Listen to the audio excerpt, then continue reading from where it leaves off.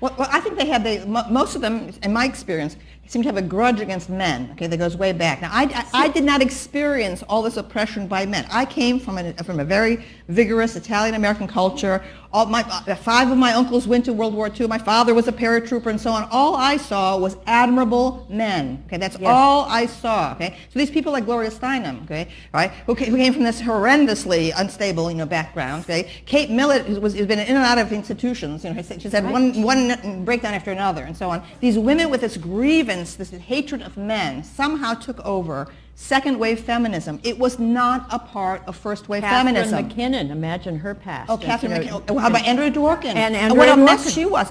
Oh my! Dysfunctional personalities. She was a monster. The theories. Yeah, just like raving and and this like hallucinatory hellfire has been transferred over to men. Okay, and this is what's been injected into our young women. Okay, it's an absolute outrage the way feminism has been hijacked by this kind of male blaming, male bashing. They want the women's curriculum, and let's find all the undiscovered women geniuses, the undiscovered female Michelangelo. Well, they've been looking now for decade after decade. But, they have not found any female Michelangelo. There isn't one. Yes, there isn't one. Okay, the quality of my work comes from my admiration of the great masculine tradition. Okay, yes, women were shut out. So what? You incorporate, you assimilate the greatness of the past. I believe in greatness. That was thrown out. That was also thrown out in the 70s. We can't have greatness. No. As soon as they found out they couldn't find these hidden, then they said, okay, they started then there's no greatness. The standards, and there was a new, female epistemology, women's ways of knowing. It was all nonsense. Yes. But identity politics is what really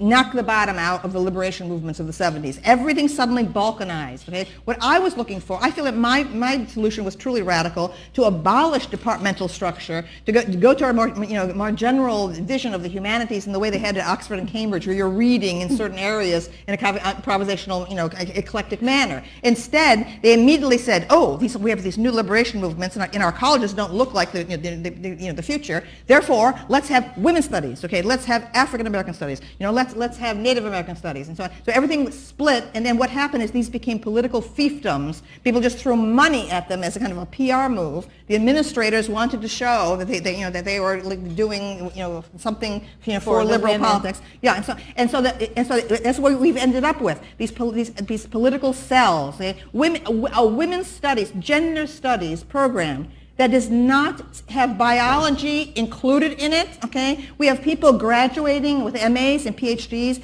in gender studies who have never opened a book of biology, cannot tell you anything about hormones or deconstructed biology. They're above, they don't believe in it, okay? This is the mess we're in right now, okay? The absolute ignorance, the incompetence, the mediocrity, okay, of these faculty members.